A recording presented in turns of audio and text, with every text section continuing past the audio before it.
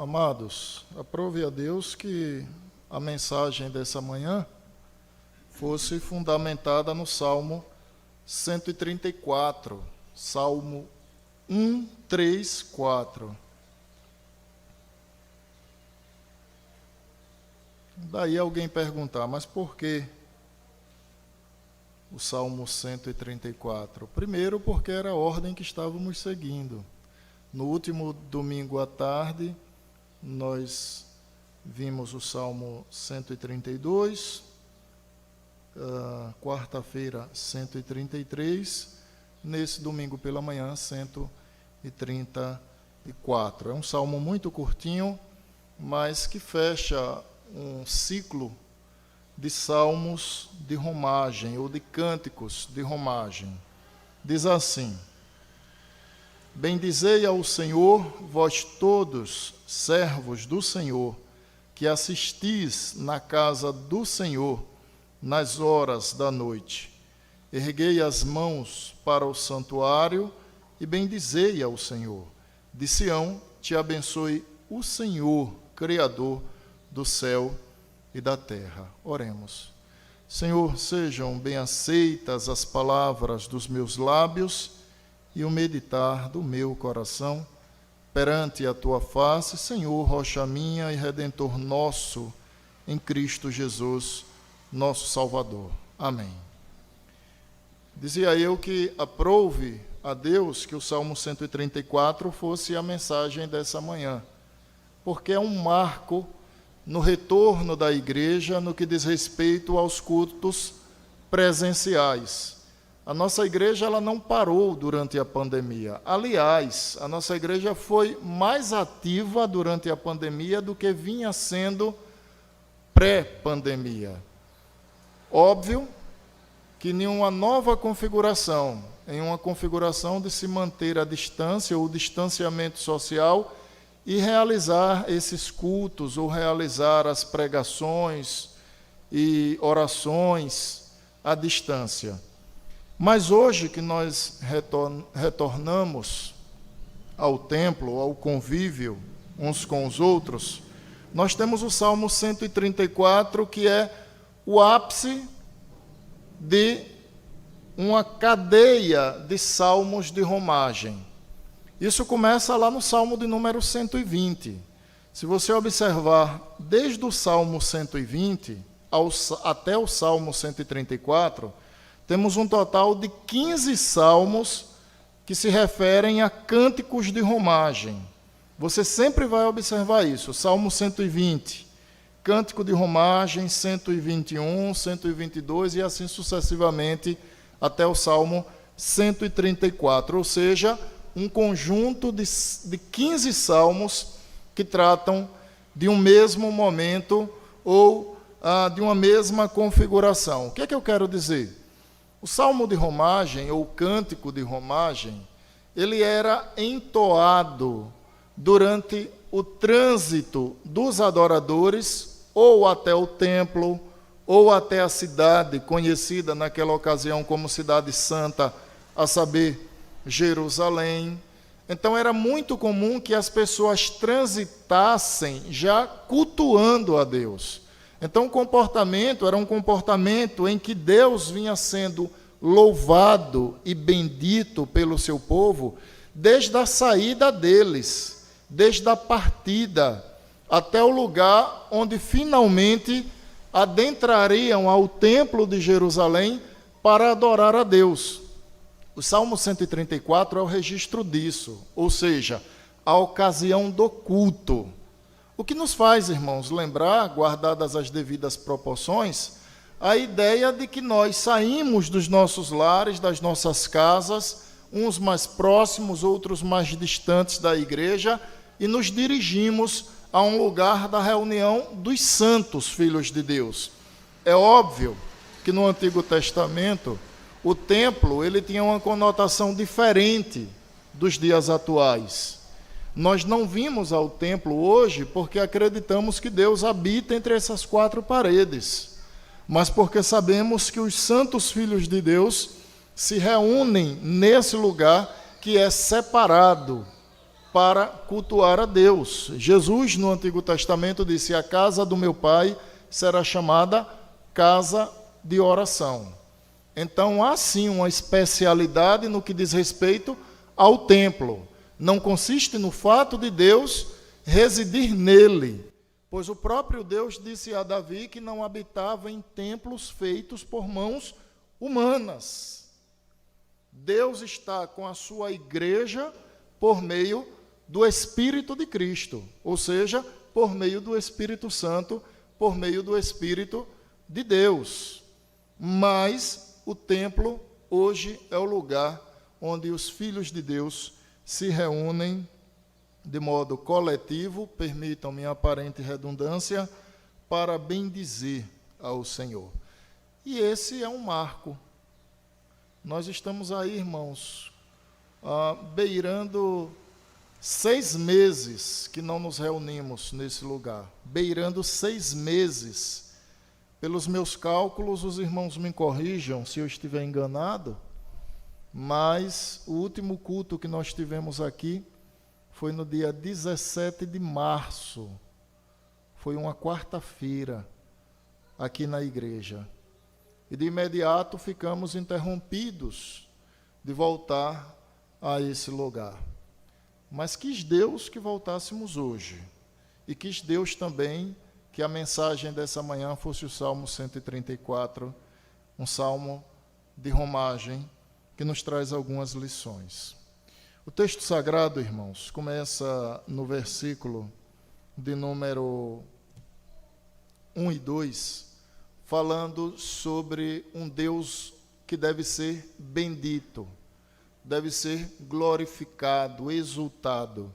E o texto diz assim: bendizei ao Senhor, vós todos, servos do Senhor, que assistis na casa do Senhor nas horas da noite. Se você observar o verso de número 3, ele já apresenta ou impetra uma bênção sobre os adoradores de Deus.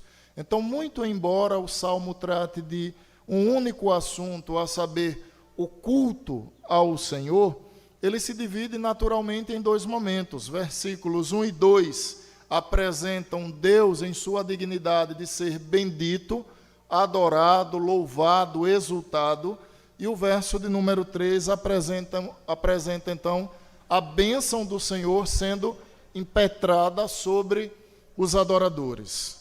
Seguindo por partes, o que nós temos nos 2 primeiros versículos é uma palavra dirigida aos levitas, quando diz assim: bendize ao Senhor, vós todos, servos do Senhor. Isso se configura em uma ordem, em um mandamento, como alguém que está conclamando adoradores a adorarem a Deus, ou seja, a cumprirem algo que faz parte da missão da igreja de Cristo. Pois o papel da igreja não se resume à evangelização. É muito comum se dar ênfase a missões, e deve se dar de fato. No entanto, o papel da igreja não se resume a comunicar as boas novas aos perdidos. O papel da igreja se inicia com homens e mulheres, jovens e crianças que nasceram de novo, que foram transformados pelo poder do Evangelho. Ou seja, homens e mulheres, nessa ocasião, que tinham a fé no Messias.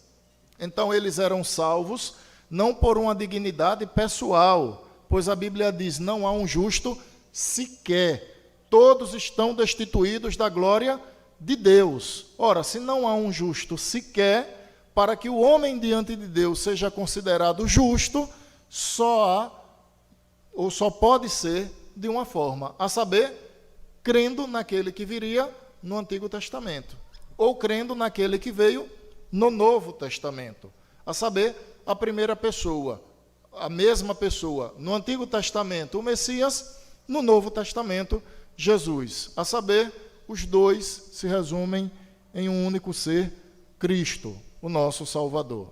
Então, o Salmo, ele começa conclamando a adoração, ordenando, dizendo: bendigam ao Senhor, vós todos que são servos do Senhor.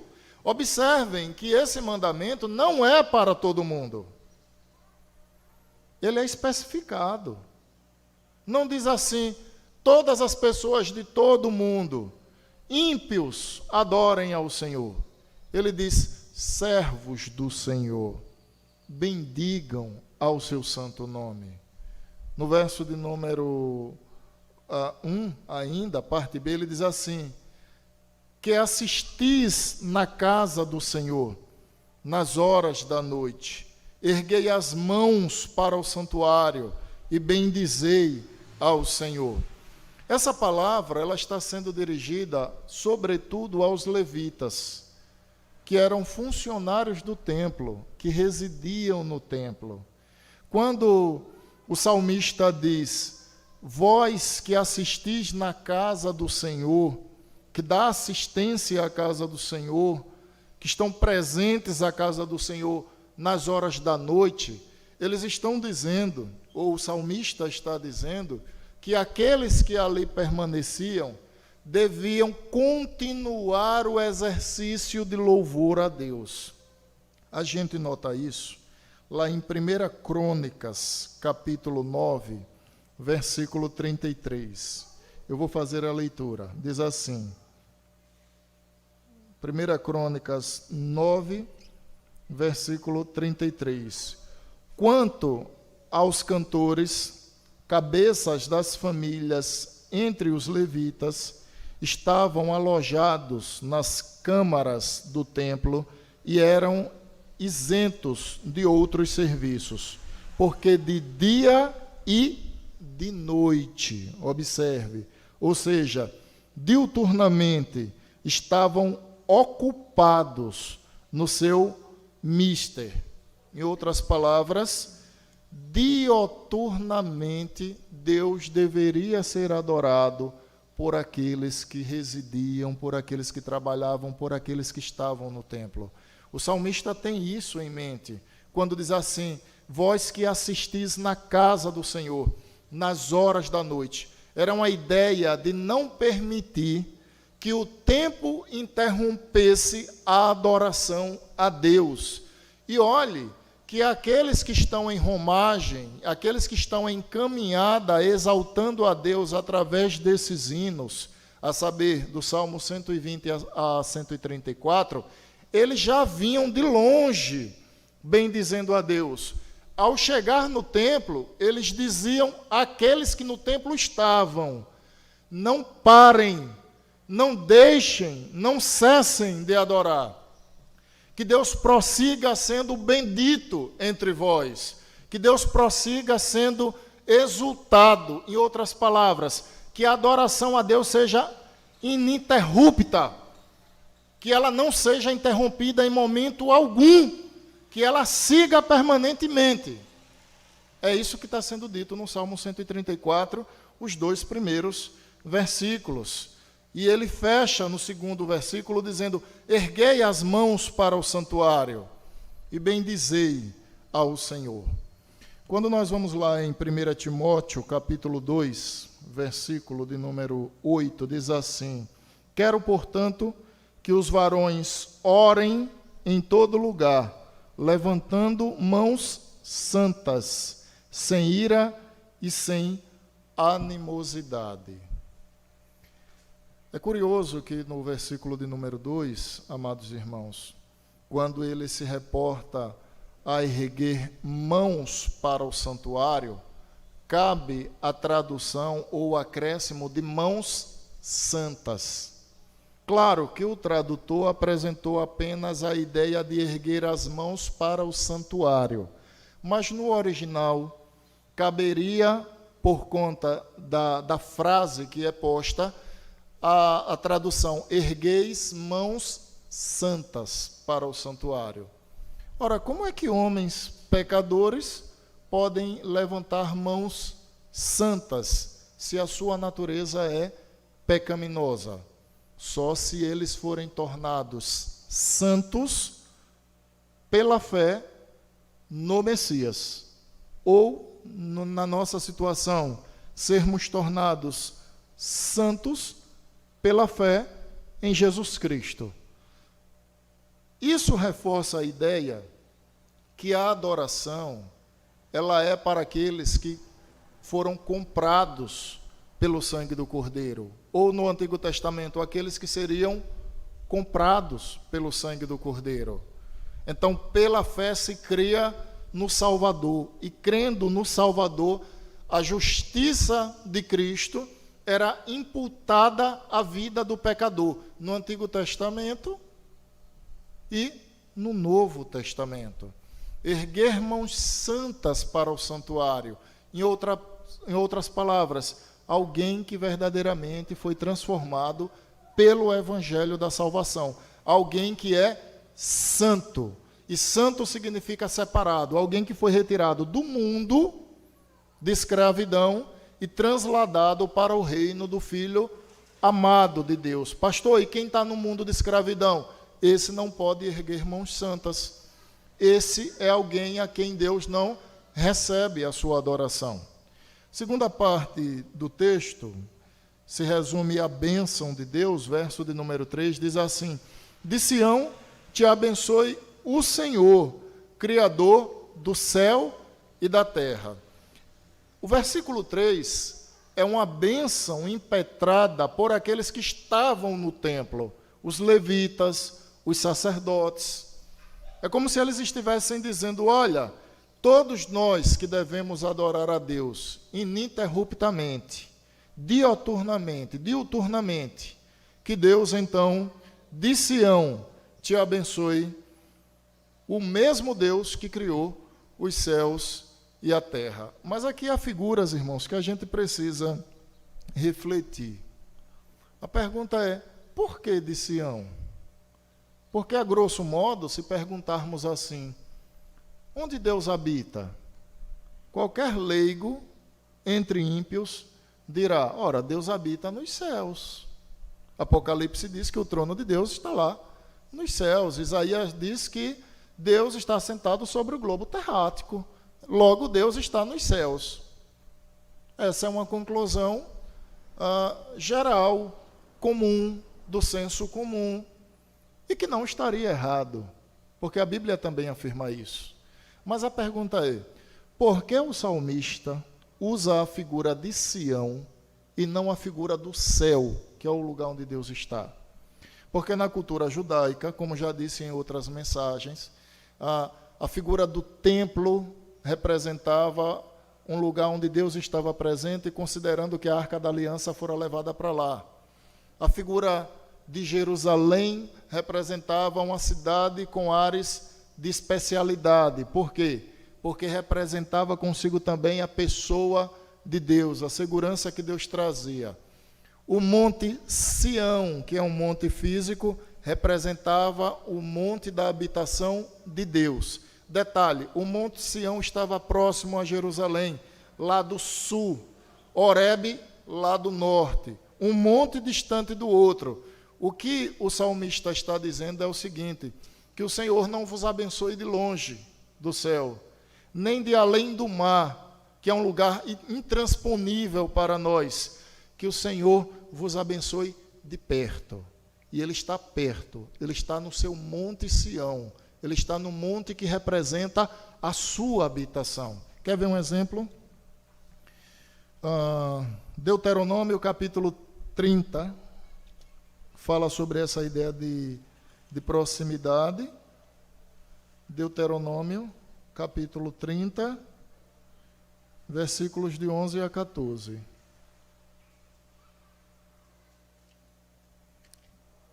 Deuteronômio 30, de 11 a 14.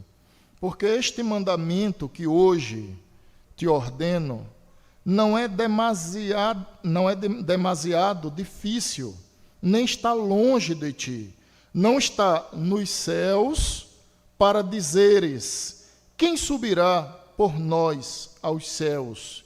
Que nulo traga, nulo faça ouvir, para que o cumpramos. Nem está além do mar para dizeres: quem passará por nós além do mar, que nulo traga e nulo faça ouvir, para que o cumpramos? Pois esta palavra está muito perto de ti, na tua boca e no teu coração, para a cumprires.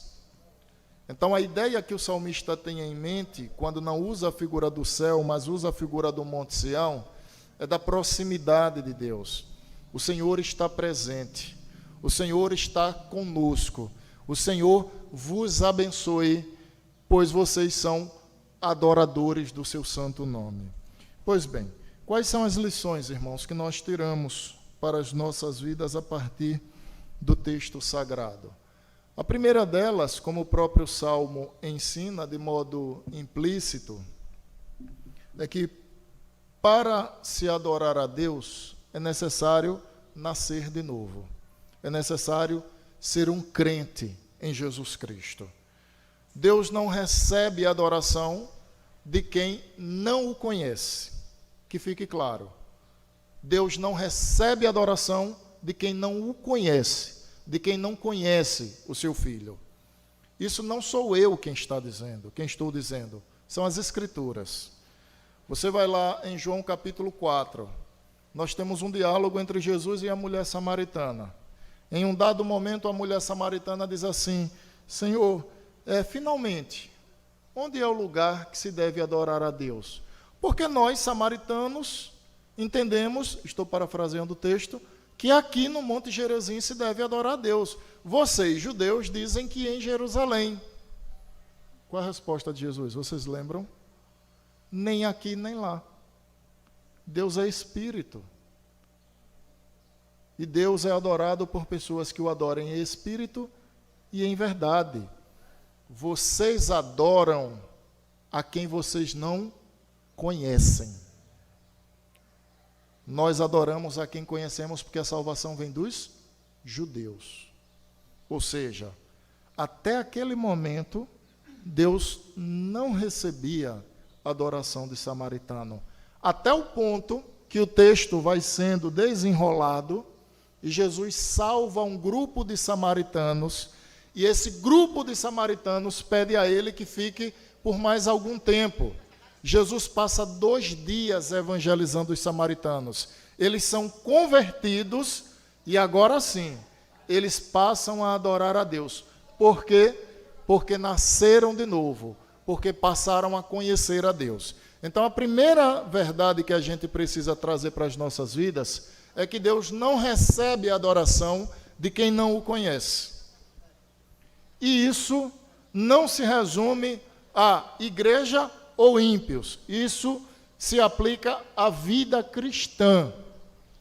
Talvez você venha aos cultos, talvez você ache bonito o grupo de louvor, você ache bonito a pregação, você ache a igreja organizada, ache uma liturgia organizada, você levante as mãos no momento de louvor e pense estar adorando a Deus. Você está presente entre os filhos de Deus. Você está ouvindo a mensagem da salvação.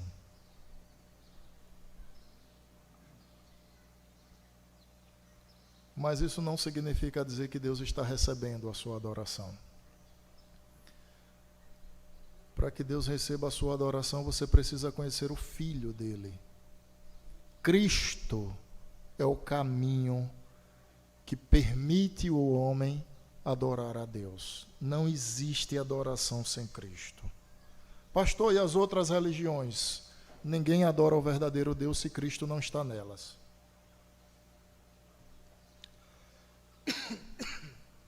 Permitam-me, irmãos.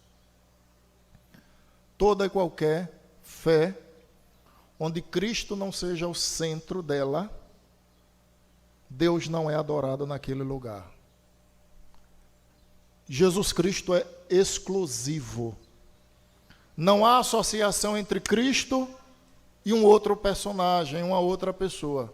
Não há associação entre Jesus Cristo e figuras humanas, porque todo aquele que deseja tomar o lugar de Cristo ou dividir consigo a glória de Cristo, esse é um anticristo. Um anticristo. Deus só recebe adoração através do seu Filho, A samaritana disse: eu sei que quando ele vier, nos dirá, nos ensinará todas essas coisas. Vocês lembram a resposta de Jesus? Jesus disse: eu sou, eu que falo contigo, eu sou esse aí a quem você está dizendo que virá e nos ensinará todas as coisas. A mulher estava tão perto e tão longe ao mesmo tempo. Ela estava de frente para o seu Salvador, mas ela não reconheceu que aquele homem era o próprio Deus encarnado na pessoa do Senhor Jesus. Então, a primeira questão que quero trazer, irmãos, como aplicação, é que Deus recebe a adoração daqueles que Cristo pagou o preço pelas suas vidas. Isso implica em dizer: nós precisamos crer no Filho de Deus. Se você ainda não crê em Jesus Cristo como seu único e suficiente Salvador, você precisa saber que Deus só receberá a sua adoração quando você crê no Filho de Deus. Essa é a primeira verdade que eu quero apontar. A segunda delas é que a adoração a Deus, ela reflete em uma bênção para a vida daqueles que creem. Eu quero dizer que eu estou feliz, irmãos, não apenas por reencontrá-los, mas estou feliz porque o número de presentes me surpreendeu. Eu esperava menos pessoas presentes. E isso é um bom sinal.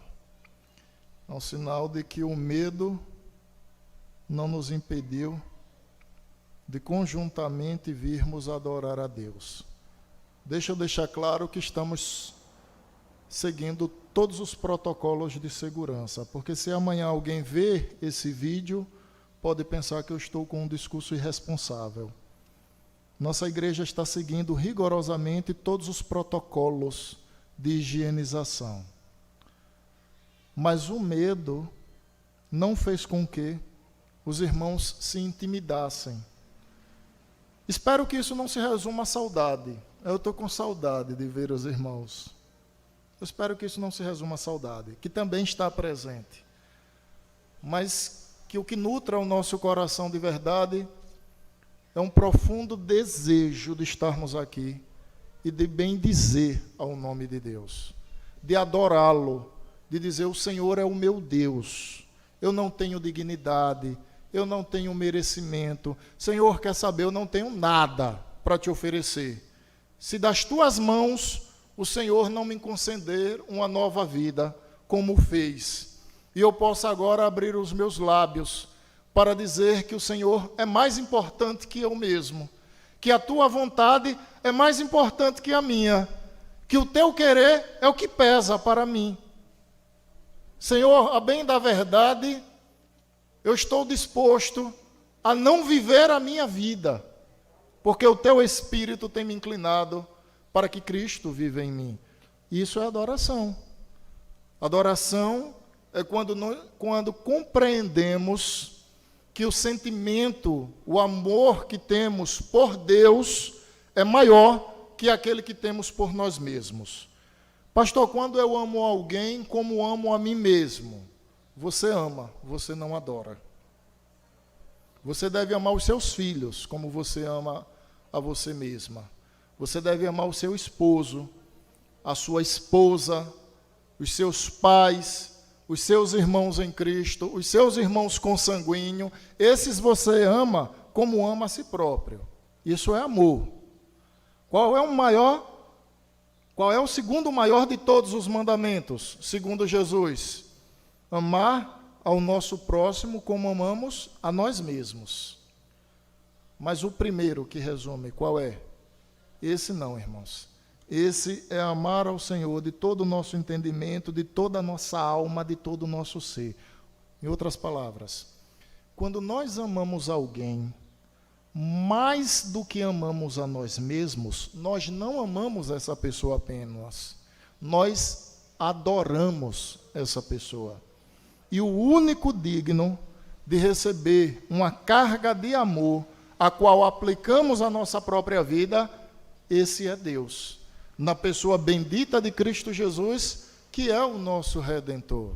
A presença da igreja, as pessoas que se deslocam da sua casa, que vêm ao templo, que se reúnem como igreja para adorar a Deus, elas desfrutam da bênção de Deus. É o que o salmista está invocando aqui, que o Senhor te abençoe de Sião. Ou seja, Deus está próximo, o Senhor está conosco.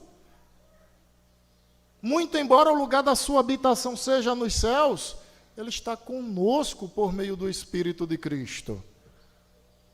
Nós não podemos desprezar momentos como esse. Nós não podemos olhar um momento como esse de deleite, de desfrute da presença de Deus e tratar como outra qualquer ocasião. Não. Nós precisamos olhar esse momento como o momento mais especial da nossa semana. O momento mais especial da sua semana é quando você se desloca da sua casa para se reunir com os filhos de Deus, para adorar o Senhor e para gozar das bênçãos que Ele tem reservado para aqueles que são seus, para aqueles que foram comprados pelo sangue do Cordeiro. Que o Senhor vos abençoe desde Sião. E esse não é qualquer Senhor. O Senhor que fez os céus e a terra. O Senhor que enviou o seu Filho para nos salvar. O Senhor que nos amou e se entregou por nós. Que Deus nos abençoe. Amém.